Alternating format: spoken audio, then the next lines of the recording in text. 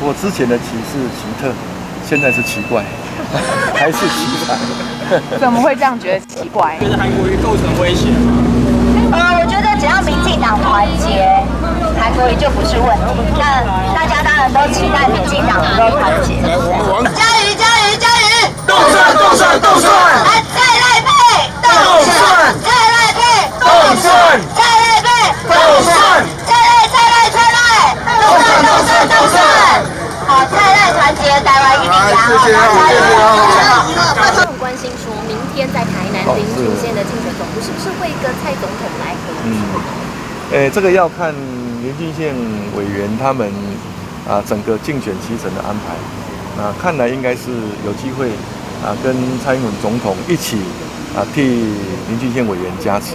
那我们也希望我们的共同努力，让林俊宪还有台南市6席立法委员都能够高票当选。很多人都希望蔡赖配，这个你怎么看？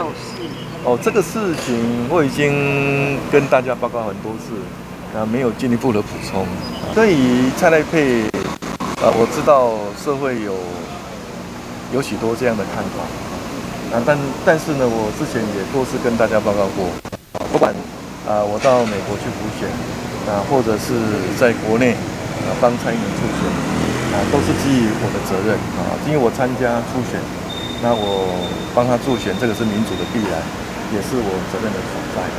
我一直想要让父老乡亲知道，其实我一直都在民进党在台湾队当中一直都没有离开。为了台湾的大局，除了我本人以外，我也要敬请所有的父老乡亲，大家一起站出来相挺台湾，让蔡英文总统高票当选，让民进党能够立法委员席次。院长韩国瑜之前您说他是练武奇才，那现在有他出来之后，蛮常有一些失言状况，甚至还说执政都是白白胖胖，说你现在觉得他这个人跟您之前看到的感觉，还是奇才了。我之前的奇是奇特，现在是奇怪，还是奇才。怎么会这样觉得奇怪？你觉得他哪里奇怪？好，谢谢。没有其他问题，那我们要开始了。你有意愿当？配到底有没有提过？